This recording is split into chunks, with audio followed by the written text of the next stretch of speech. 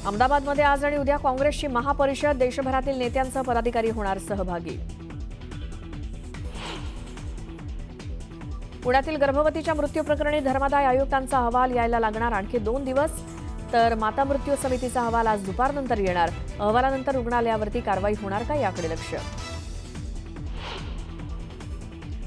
Tuljapur drugs तस्करी प्रकरणात पुजारी देखील निघाले आरोपी. चौकशीत आतापर्यंत 11 पुजाऱ्यांची नावं समोर, तर गुन्हे दाखल असलेल्या पुजाऱ्यांवरती मंदिर प्रशासन करणार कारवाई.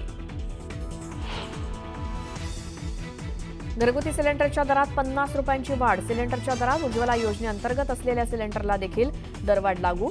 सर्वसामान्यांना मोठा धक्का.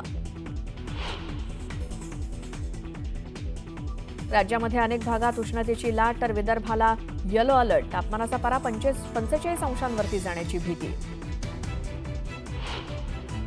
डोंबिवलीमध्ये प्रदूषणाचा विचित्र प्रकार समोर. गाड्या, पत्र्यांचे शेड, लोकांच्या कपड्यांवरती काळसर ठिपके उमटले. प्रदूषण नियंत्रण मंडळाच्या अधिकाऱ्यांकडून तपास. मुंबई हल्ल्याचा मास्टरमाइंड तहबूर राणाला भारतात आणण्याचा मार्ग मोकळा. राणाच्या प्रत्यार्पणाला स्थगिती देण्याची मागणी अमेरिकेच्या सर्वोच्च न्यायालयानं फेटाळली. ट्रम्प यांच्या टेरिफ धोरणाचा जगभरातील शेअर बाजारावर परिणाम.